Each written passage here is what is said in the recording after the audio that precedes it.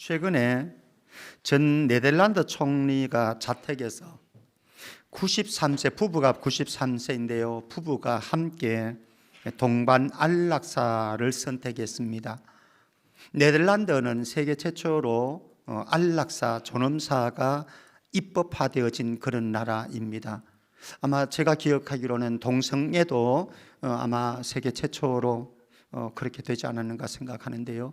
여러분들 가운데 네덜란드를 이상적으로 생각하는 풍차 돌아가고 이상적으로 생각하는 나라로 생각할 수 있겠습니다만은 아주 고약한 나라입니다.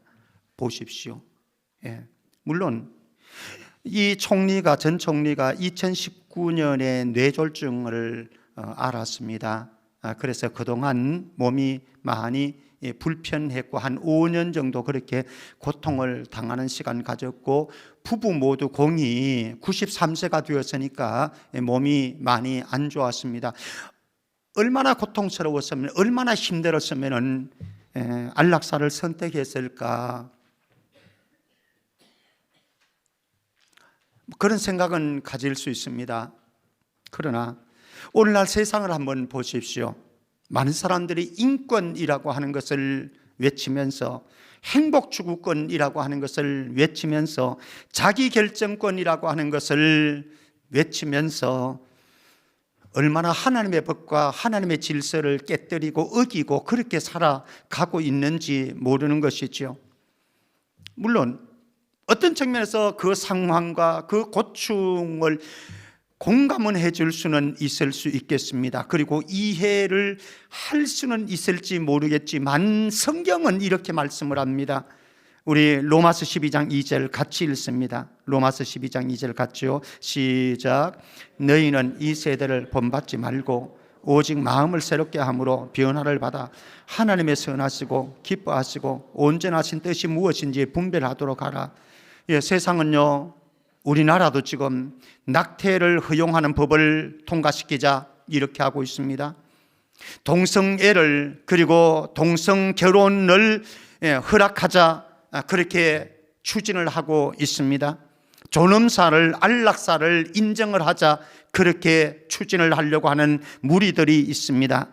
세상적인 흐름은 있을 수 있습니다. 그리고 세상적인 가치관도 있고 세상적인 기준은 있을 수가 있습니다. 그러나 저와 여러분들은 세상적인 이 세대를 본받지 말고 우리가 걸어가야 될, 우리가 건축해야 될 인생 건축은 다르다라고 하는 거죠. 세상의 기준과 세상의 가치관과 세상의 흐름과 풍조 위에 건축되어진 인생이 아니라 하나님의 변함없는 말씀 위에 우리의 인생을 건축하고 정말로 하나님 앞에 서는 그날 우리 모두가 떳떳하게 주님, 제가 왔습니다, 믿음으로 살다가 왔습니다, 고백하는 은혜가 있기를 주의 이름으로 축복합니다. 자, 여러분들은 훌륭한 왕을 어떤 사람으로 생각하십니까? 훌륭한 왕의 조건이 있다고 한다면 무엇이라고 말씀하시겠습니까? 먼저 한번 보려고 합니다. 지금 오늘 신명기 말씀에는 신정체제에서 왕정체제로 옮겨가는 그런 과정 속에 이스라엘 백성들이 우리도 이 세상 나라들처럼 그런 강력한 군주를, 왕을 주어서 우리도 세상 나라들과 같이 힘을 가지고 능력을 가지고 그리고 강한 카리스마를 가지고 리더십을 가지고 그래서 우리 국민들을 안전하게 살 수 있는, 그리고 또 강한 나라를 만들 수 있는 왕을 주십시오. 하나님께서 허락해 주었습니다. 그런데 그 왕을 세울 때에 원칙이 있다라고 하는 거죠. 그 원칙을 신명기 17장에서는 열거하고 있습니다만 오늘 저는 말씀 한 부분만 선택을 했습니다. 왕의 조건 가운데 한 부분만 선택해서 우리의 주제를 따라서 보게 되어질 것입니다. 자, 그러면은 왕에게 요구되어지는 것 18절 말씀 같이 봅니다. 18절 시작. 그가 왕 위에 오르거든 이 율법서의 등사본을 레위 사람 제사장 앞에서 책에 기록하여, 율법책을 기록하라는 겁니다. 기록해 가지고 왕이 지켜야 할 것 19절 말씀, 우리가 이제 여기 주목해야 됩니다. 저와 여러분들을 향한 요청입니다. 왕 같은 제사장인 저와 여러분들에게 요청되어지는 메시지입니다. 19절 같이요. 시작. 평생에 자기 옆에 두고 읽어 그의 하나님 여호와를 경외하기를 배우며 이 율법의 모든 말과 이 규례를 지켜 행할 것이라. 이것을 이스라엘 왕들에게 주는 말씀으로 받으시면 우리에게는 아무런 의미 없습니다. 지금 왕 같은 제사장으로 부르심을 받고 세우심을 받은 저와 여러분들을 향한 하나님의 메시지로 받으셔야 합니다. 평생에 자기 옆에 두고 읽어 그의 하나님 여호와 경외하기를 배우고 이 율법의 모든 말과 이 규례를 지켜 행할 것이라. 이렇게 하면은 어떤 결과가 다가온다고요? 20절 말씀 보겠습니다. 제가 보겠습니다. 20절.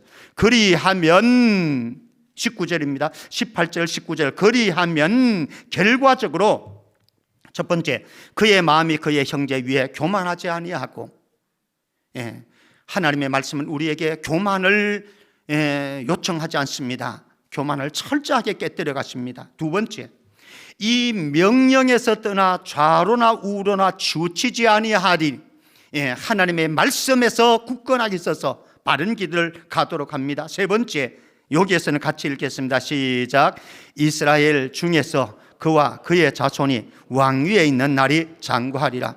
우리 이시조선이나 또 삼국 전쟁을 하던 그 시대를 한번 생각해 보시면요, 왕이 되어진 사람이 자기 그 왕위를 견고케 하려고 하면은 뭐를 합니까? 정적이 될 수 있는 사람들을 숙청하는 거예요. 그게 대신이든 그게 백성이든, 아니 심지어는 가족이라도 형제라도 부모와 자식이라도 정적이 되어질 수 있다고 한다면 숙청합니다. 왜? 나라를, 내 왕위를 견고케 하기 위해서. 그런데 오늘 말씀에는 훌륭한 왕은 어떤 왕인가? 실력 있는 왕, 능력 있는 왕, 강력한 절대 군주? 이게 훌륭한 왕의 조건은 아닙니다. 왕의 조건은 하나입니다. 물론 다른 부분도 있지만 오늘 말씀으로 본다면은, 따라해 봅니다. 말씀에 충실한 왕. 정말로 멋진 그리스도인은 누가 있겠습니까? 정말로 멋진 성도는 어떤 사람이겠습니까? 하나님의 말씀에 충실한 그 성도, 그 사람이 최고로 멋진, 아름다운, 성공적인, 승리하는 그런 성도 그리스도인인 줄 믿습니다. 우리가 그래야 되는 거죠. 그래야 하나님의 말씀에 충실한, 실력을 기르는 것도 중요하고 능력을 기르는 것도 중요하고 강력한 카리스마적인 리더십을 기르는 것도 중요합니다만, 그것보다 더 중요한 것, 하나님의 말씀에 사로잡혀 있는 인생. 주님은 이걸 원하시는 거예요. 자, 그러면은 왜 이렇게 말씀이어야 하는가라고 하는 겁니다. 우리의 인생을 건축해 나가는데 말씀이 그렇게 중요한가라고 하는 겁니다. 왜 왕들에게 이렇게 말씀이 요구되어지는가? 그 원인 몇 가지만 다 열거하기는 좀 어렵고요, 말씀 위에 세워야 되는 이유를 우리가 이야기하자면 한없습니다만 몇 가지만 한번 보도록 하겠습니다. 첫 번째, 시편 119편 105절 말씀입니다. 같이 읽습니다. 시작. 주의 말씀은 내 발의 등이요 내 길의 빛이니이다. 어두움 암흑과 같은 칠흑과 같은 밤길을 거닙니다. 그런데 손에 뭐가 들려져 있어요? 등불이 들려 있습니다. 그래서 넘어지지 않습니다. 실족하지 않습니다. 구덩이에 빠지지 않습니다. 주의 말씀이 암흑과 같은 칠흑과 같은 밤에 여러분들의 인생에 등불이 되는 줄 믿습니다. 그리고 그 다음에 주의 말씀은 내 발의 등이요 내 길에 뭐라고요? 빛이니이다. 우리가 삶을 살아가는 동안 눈앞에 있는 오늘 내일의 일도 중요하지만요, 그리고 우리의 혼돈스러운 내 바로 직결되어 있는 요 문제도 중요하지만요, 인생은 저 미래 먼 저 길을 볼 수 있어야 됩니다. 그런데 내 저 먼 미래가 인생의 길들이 혼돈스럽습니다. 모르겠어요. 오리무중입니다. 그런데 그곳에 한 줄기 빛이 쫙 비춰오는 게요, 그래서 내 길들이 보이기 시작합니다. 선명해집니다. 이게 무엇이라? 주의 말씀이라. 주의 말씀은 내 발의 등일 뿐만 아니라 내 길에 강력한 빛이 되는 줄 믿습니다. 그래서 말씀이 중요한 거예요. 두 번째, 말씀은요 잠언서 29장 18절입니다. 같이 읽습니다. 같이 시작. 묵시가 없으면 백성이 방자히 행하거니와 율법을 지키는 자는 복이 있느니라. 여기 묵시라고 하는 건 계시의 말씀입니다. 하나님의 말씀입니다. 우리로 본다면 성경 말씀 이렇게 보면 되겠습니다. 성경 말씀이 없으면, 율법의 말씀이 없으면, 묵시가 없으면 백성이 어떻게 된다고요? 방자히 행하게 되었다. 방자히 행한다라고 하는 것은 날뛴다, 망령되이 행한다, 이런 의미를 원어적으로 가지고 있습니다. 날뛰는 거예요. 망령되이 행하는 거예요. 그런데 이스라엘 역사 속에 이런 방자히 행하는 이스라엘의 역사가 있었습니다. 언제? 사사시대. 왜 그랬습니까? 사사시대의 영적인 암흑기가 되었습니까? 자기의 소견에 오른 대로 하나님의 말씀의 기준을 따라서가 아니라, 율법의 기준을 따라서가 아니라 자기 소견에 오른 대로 내가 복음으로 살아가는 거예요. 이놈도 내가 복음, 저놈도 내가 복음으로 살아가니까 혼돈의 삶이 다가오는 거죠. 여러분들 살아가면서요, 내 마음대로 살아가는 것이 좋은 것 같지만요, 여러분들의 인생을 불행하게 만드는 원인이 되어집니다. 한번 계속해서 봅니다. 잠언 29장 18절. 행복한 인생은, 복 있는 인생은 어떤 인생인가? 묵시가 없은 백성이 방자히 행하거니와. 사사시대의 모습입니다. 율법을 지키는 자는 어떻다고요? 복이 있느니라. 하나님의 말씀을 따라서, 하나님의 말씀의 궤도를 따라서 걸어가고 살아가는 그에게 복이 있는데, 이 복은 사실 원어적인 표현으로 하면 행복이라고 하는 단어가 더 어울리는 겁니다. 여러분들 어떻게 행복한 인생을 살아갈 수 있습니까? 하나님의 말씀을 따라서 살아갈 수 있기를 바랍니다. 우리가 우리의 가정에서도 하나님의 말씀의 궤적을 쫓아서 따라가면은 가정이 행복하지 않을 수가 없습니다. 우리 교회가, 우리의 신앙, 영적인 삶이 하나님의 말씀에서 벗어나게 되어지면 행복 있게 떨어집니다. 그러나 우리 모두가 서로 하나님의 말씀의 궤적을 따라서 순종함으로 나아가게 되어지면 성천교회도 늘 행복한 줄 믿습니다. 행복의 비결이 바로 하나님의 말씀이다라고 하는 거예요. 세 번째입니다. 디모데후서 3장 15절 말씀. 디모데후서 3장 15절 같이 읽습니다. 시작. 이는 하나님의 사람으로 온전하게 하며 모든 선한 일을 행할 능력을 갖추게 하리. 저와 여러분들 소망이 있다고 한다면 부족하지만, 연약하지만, 늘 넘어지지만, 우리의 소망은 하나님이 거룩하시니 우리도 거룩하고, 하나님이 완전하시니 우리도 완전하고, 하나님이 온전하시니 너희도 온전하라. 우리도 그렇게 살아가고 싶은 욕망이 있습니다. 그래서 우리는 사나 죽으나 예수님 닮고 싶은, 예수님과 같아지고 싶은 욕구가 우리네 욕구 아니겠습니까? 믿음의 사람들, 하나님의 사람들의 변치 않는 욕구가 있다고 한다면 완전함이요, 온전함이요, 예수님 닮는 것일 것입니다. 그런데 어떻게 우리가 온전할 수 있는가? 어떻게 완전할 수 있는가? 어떻게 예수 닮아갈 수 있는가? 하나님의 말씀에 집중하게 되어질 때에 말씀이 우리를 온전하게 만드는 줄 믿습니다. 그래서 말씀이 필요한 거예요. 자, 이런 과정 속에 우리에게 소중한 것, 시편 119편 9절 말씀입니다. 시편 119편 9절 같이 읽어보지요. 시작. 청년이 무엇으로 그의 행실을 깨끗하게 하리까? 주의 말씀만 지킬 따름이니이다. 우리 오늘 찬양을 올려드린 새 젊은이들 너무 예쁘죠? 너무 귀하고 너무 예쁩니다. 여러분들이 어떻게 거룩하고 깨끗하고 성결한 삶을 살아갈 수 있습니까? 주의 말씀, 하나님의 말씀을 내 마음판에 새기고 그렇게 살아갈 때에 그렇게 되어질 것이고, 앞으로 이들 모두가 그렇게 하나님 앞에 쓰임받을 줄 믿습니다. 우리 모든 믿음의 권속들도 마찬가지 아니겠습니까? 우리가 하나님의 말씀의 궤적을 따라서 순종해 나아갈 때에 우리는 거룩해지고요, 성결해지고, 그렇게 주님을 닮아갈 수 있는 것이지요. 그래서 우리는 악을 버리게 되어지고요, 악을 끊어버리게 되어지고요, 하나님이 원하신 기쁘신 뜻을, 선하신 뜻을 추구하며 살아갈 수 있는 것, 이게 하나님의 말씀이다라고 하는 겁니다. 마지막 다섯 번째로 보십시다. 에베소서 6장 17절 말씀입니다. 에베소서 6장 17절 같이 읽어볼까요? 시작.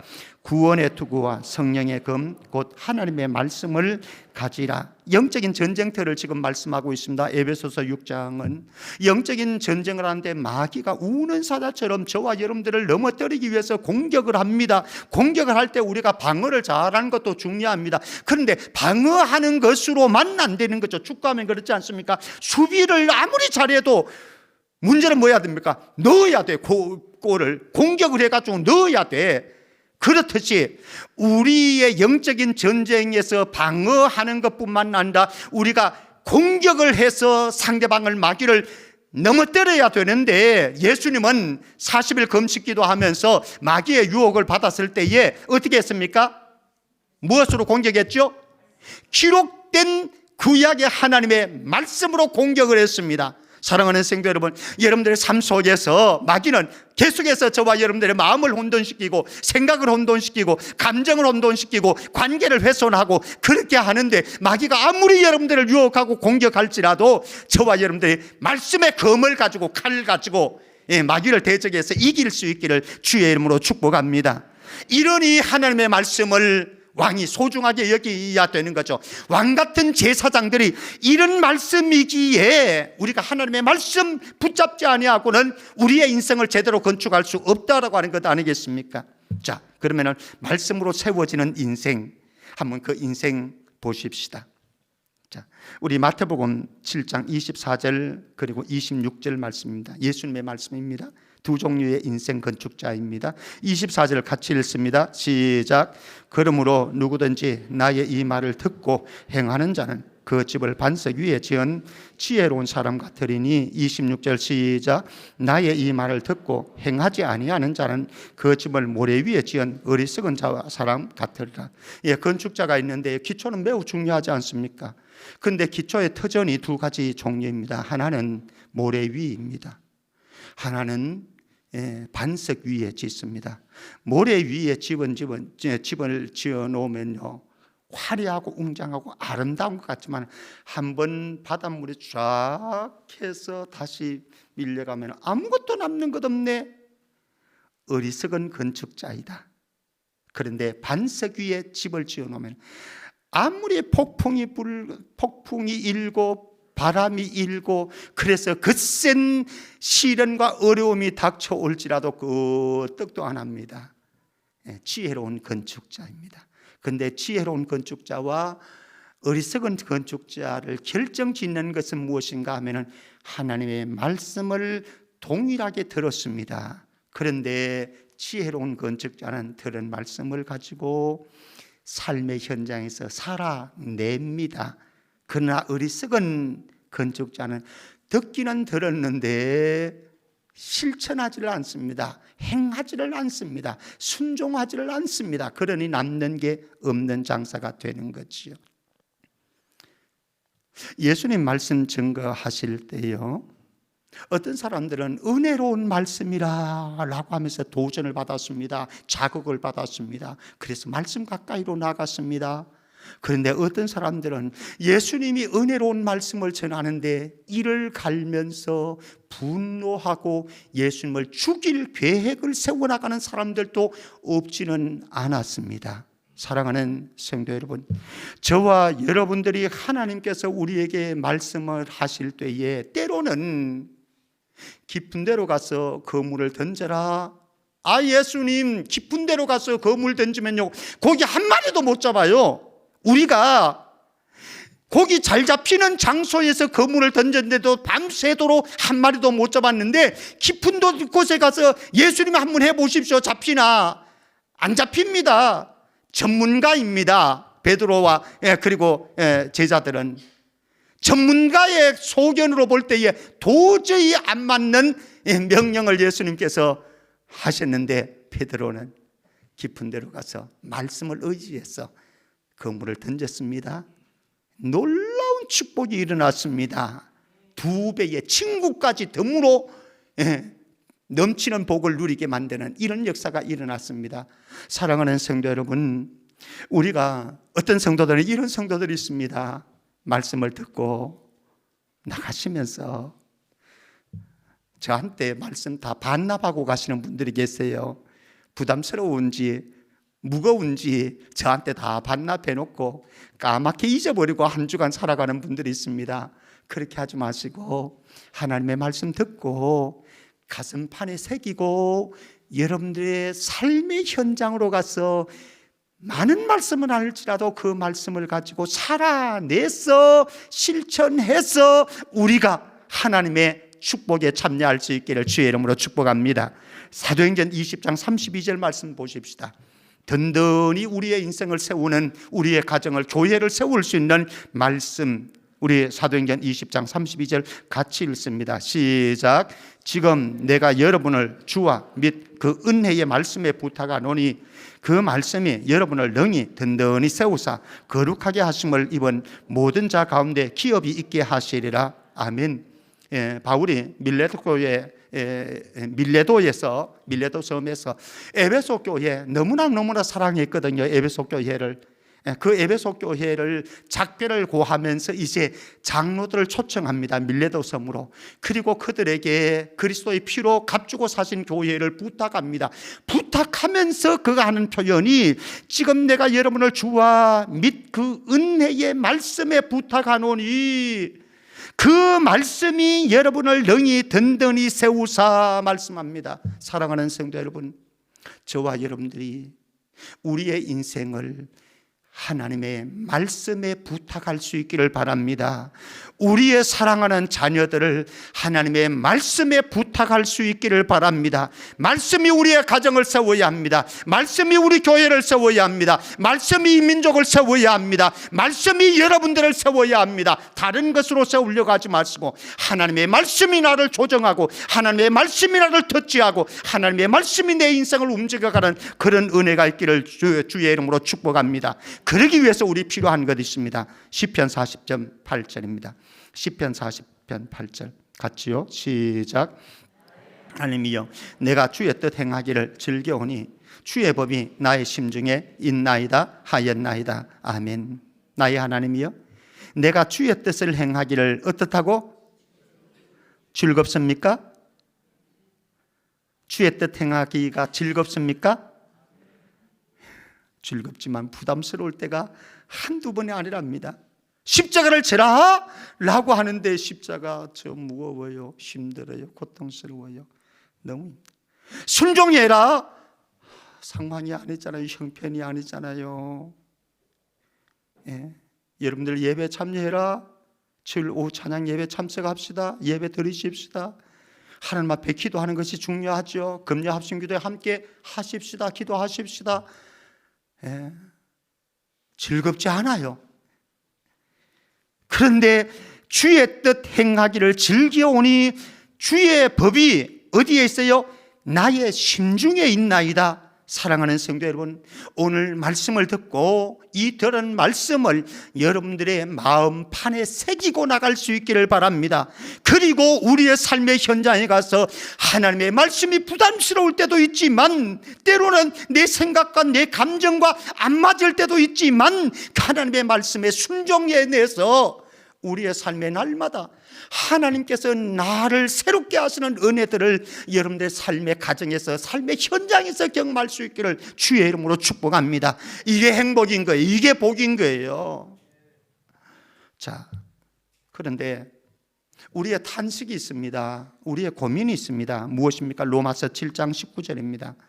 저의 고민이기도 하고 여러분들의 고민이기도 합니다. 로마서 7장 19절 같이요. 시작.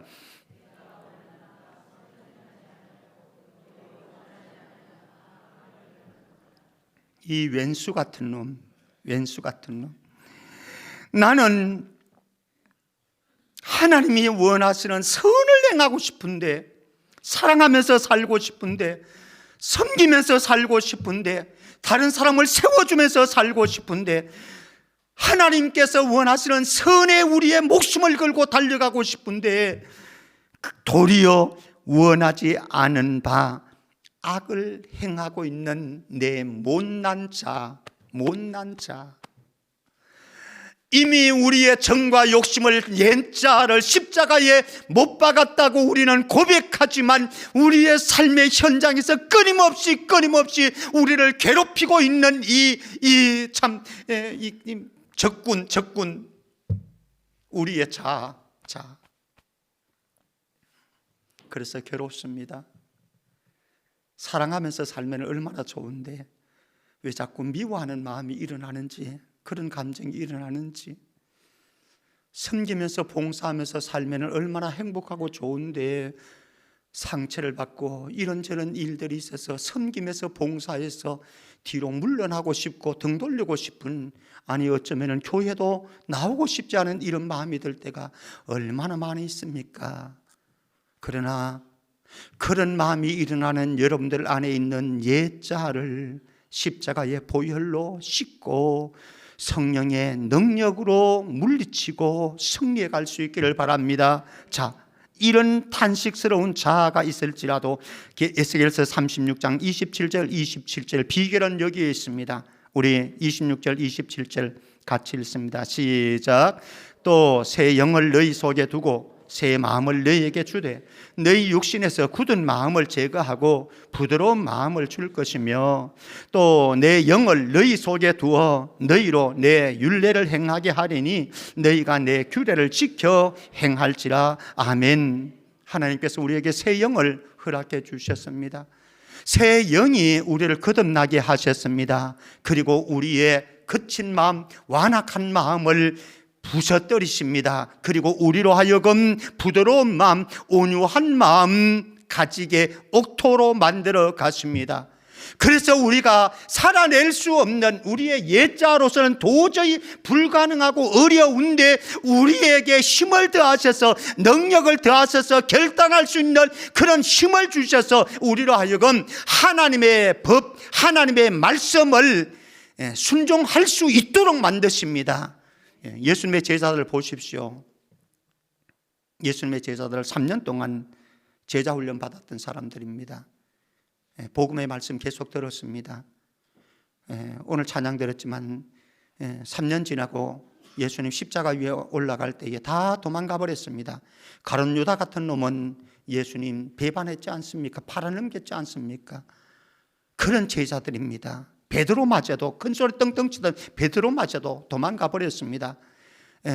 마가 요한 같은 경우에는 옷을 벗고 도망가 버렸습니다. 얼마나 바빴으면은 그는 뭐 예수님의 제자들 참 나쁜 제자들이네 그렇게 말씀하실래요? 저의 모습이고 여러분들의 모습이 투영된 것 아니겠습니까? 사랑하는 성도 여러분, 근데 놀라운 것은 오순절 보혜사 성령이 임했을 때에 그들은 변하게 되었습니다. 그리고 죽음을 두려워하지 아니하고 복음의 증인이 되어서 그들의 인생을 순교의 제물로 하나님 앞에 바칠 수 있는 삶을 살아냈습니다.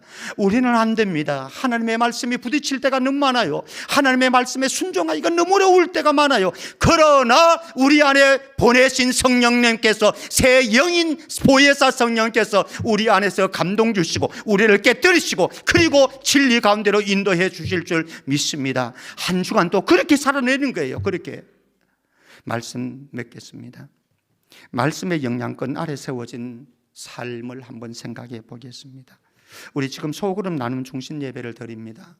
여기에서 중요한 것 두 가지만 좀 드리고 말씀 조금 정리해 가겠습니다. 하나는 소그룹 중심 예배의 나눔의 중심은, 핵심은 무엇인가 하면 말씀을 나누는 겁니다. 말씀을. 그날 주어지는 오후 찬양 예배의 본문이 있어요. 제가 시간이 너무 30분 안에 예배를 끝마쳐야 되기 때문에 10분 내지는 15분 또 제 말씀을 전할 수가 없습니다. 짧은 시간 한 10분 정도밖에 말씀을 전할 수 없거든요. 그러나 그 짧게 드리는 메시지를 가지고 이제 지역별로 소그룹별로 가서 그 말씀을 근거로 해서 내 삶에 적용을 하는 겁니다. 20년 전에 있었던 사건 이야기하는 것 아니고 내가 예수 믿게 되어진 간증 이야기하는 것 아니고 그날 주어진 말씀이 있어요. 그날마다 매주마다 달라요. 그날 우리에게 주시는 말씀을 묵상하고 그 말씀을 내 삶 속에 적용하는 겁니다. 적용한 말씀을 이제 우리는 같이 나누는 거예요. 쉐어링하는 거예요. 쉐어링하다 보면 우리의 저 깊은 이야기들을 합니다. 어떤 경우는 수치스러운 이야기도 하고 실패했던 이야기들도 나눕니다. 열린 마음이 되어져야 됩니다. 그래서 내 삶에 깊이 묵상되어진, 적용되어진 말씀을 함께 나누면서 거기에서 서로 은혜를 받거든요. 우리 예전에 제자 훈련할 때 소그룹 제자 훈련하면요, 어떤 그룹들은 아예 각 티슈를 갖다 놓고 우리 큐티 쉐어링을 합니다. 그러면은 그 마음에 있는 아픔들을 같이 말씀을 중심으로 해서 나누면서 눈물을 흘립니다. 이 사람도 눈물을 흘리고 저 사람에게 주고 이렇게 하면서 제자 훈련을 했거든요. 바로 이 소그룹 중심 나눈 예배가 바로 그거예요. 하나님의 말씀에 우리의 삶을 깊이 투영해서 말씀이 우리의 속으로 들어가서 적용되어져서 내 아픈 삶도, 내 고통스러운 삶도, 내 힘겨운 삶도 함께 성도들과 더불어서 나누면서 서로 위로하고 격려하고 눈물 닦아주고 함께 기도해주고, 그런 게 우리 오후 찬양 셋째 주에 드리는 오후 찬양 소그룹 중심 나눔 예배입니다. 그 예배가 여러분들에게 생명이 되어지고 여러분들의 큐티 훈련이 되어지고 말씀 속으로 젖어드는 훈련이 되어지기를 주의 이름으로 축복합니다. 자, 이제 그 말씀 여러분들이 개인적으로 말씀을 묵상하든 또 공동체 안에서 말씀을 듣던 우리 중요한 것이 있습니다. 몇 가지만 말씀드리고 마치겠습니다. 우리 전도서 12장 11절입니다. 하나님의 말씀의 영향권 안에 있는 내 인생이 되려고 하면 이래야 되는 겁니다. 우리 전도서 12장 11절 같이요. 시작. 지혜자들의 말씀들은 찌르는 채찍들 같고 회중의 스승들의 말씀들은 잘 박힌 못 채찍 못. 요거 설명할 시간이 없어서 제가 넘어가겠습니다. 여러분들에게 하나님의 말씀은 채찍이 되어야 되고요, 못이 되어야 됩니다. 이게. 자, 두 번째 히브리서 4장 12절 말씀입니다. 히브리서 4장 12절 같이 읽습니다. 시작. 하나님의 말씀은 살아있고 활력이 있어 좌우의 날선 어떤 검보다도 예리하여 혼과 영과 및 관절과 골수를 찔러 쪼개기까지 하며 또 마음의 생각과 뜻을 판단하나니. 아멘. 하나님의 말씀은 살아있는 말씀이거든요. 이 하나님의 말씀의 메스가 여러분들의 심장을 찌르고 여러분들의 마음을 찌르고 여러분들의 감정을 수술하고 여러분들의 삶을 수술해내는 은혜가 있기를 바랍니다. 예레미야 23장 29절입니다. 예레미야 23장 29절 같이 읽습니다. 시작. 여호와의 말씀이니라. 내 말이 불 같지 아니하냐? 바위를 쳐서 부서뜨리는 방망이 같지 아니하냐? 여러분들 설교를 들을 때요, 이 말씀이, 설교의 말씀이 여러분들에게 불로 다가오면 좋겠습니다. 그래서 여러분들의 생각을 태워버리고 여러분들의 감정을 태워버리는 역사가 일어날 때에 여러분들 안에 놀라운 일이 벌어지는 거죠. 여러분들에게 말씀이 다가갈 때에 바위를 쳐서 부서뜨리는 방망이가 되어져서 우리의 완악한 생각들, 거친 생각들, 감정들을 부서뜨리고 우리의 삶을 새롭게 하는 은혜가 있기를 축복합니다. 자, 사도행전 2장 37절 말씀입니다. 이런 말씀이 다가올 때에 어떤 사람들은요 이렇게 말을 합니다. 목사님 또 내 나를 치네, 말씀으로 치네. 맞을 짓 하지 말고요. 맞을 짓 하지 말고 말씀 앞에 그 다음에 사도행전 2장 37절 말씀 같이 시작. 그들이 이 말을 듣고 마음에 찔려 베드로와 다른 사도들에게 물어 이르되 형제들아, 우리 옆 사람하고 인사 나눕니다. 어찌하면 좋겠습니까? 뭘 어찌게 하면 좋아요? 회개하면 되지, 돌이키면 되지, 그렇지 않습니까? 자, 말씀 확인하십시다. 호세아 14장 2절 말씀입니다. 제가 그냥 하는 말씀 아니에요. 호세아 14장 2절 같이 시작.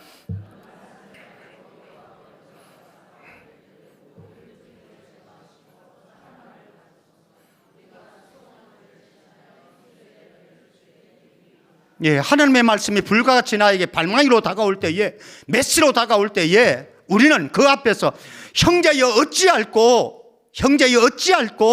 그리고 말씀 가지고 말씀 앞으로 다가가는 거예요. 말씀 앞으로. 다른 거 아닙니다. 사랑하는 성도 여러분, 저와 여러분들 모두가 2024년도 아니 우리 일평생 동안 하나님의 말씀의 영향권 안에서 내가 날마다 새로워지는 은혜가 있기를 주의 이름으로 축복합니다.